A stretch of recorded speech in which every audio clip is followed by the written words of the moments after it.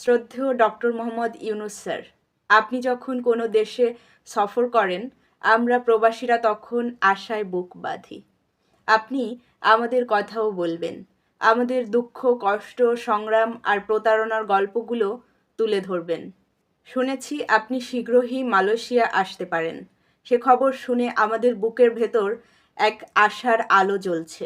আমরা অতি ক্ষুদ্র মানুষ, আমাদের কণ্ঠ হয়তো বাংলাদেশের মন্ত্রণালয় অবধি পৌঁছায় না, তবুও একটুখানি চেষ্টা করা।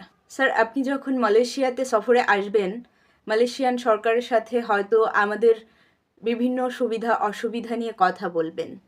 আমরা চাই কলিং ভিসা বা রিক্রুটমেন্ট প্রসঙ্গের আগে এই দেশের মাটিতে থাকা লাখো বাংলাদেশিদের দুঃখ কষ্টের কথা আগে তুলে ধরেন। এই মালয়েশিয়ায় গত কয়েক বছরে বাংলাদেশের প্রবাসীরা যে পরিমাণ প্রতারণার শিকার হয়েছে, শ্রম দিয়ে গড়েছে এদেশের অর্থনীতি, সে বিষয়ে আপনি নিশ্চয়ই জানেন। কিন্তু আজও অনেকে বৈধতার বাইরে। আমরা চাই আপনি মালয়েশিয়া সরকারের সাথে আলোচনায় প্রবাসীদের পুনরায় বৈধকরণের সুযোগ দেওয়ার জন্য অনুরোধ জানান।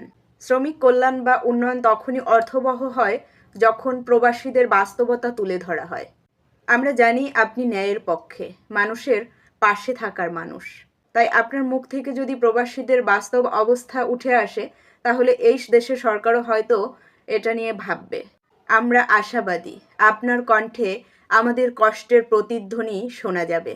এটাই আমাদের ছোট্ট অনুরোধ, মালয়েশিয়াস্থ বাংলাদেশি প্রবাসীদের পক্ষ থেকে।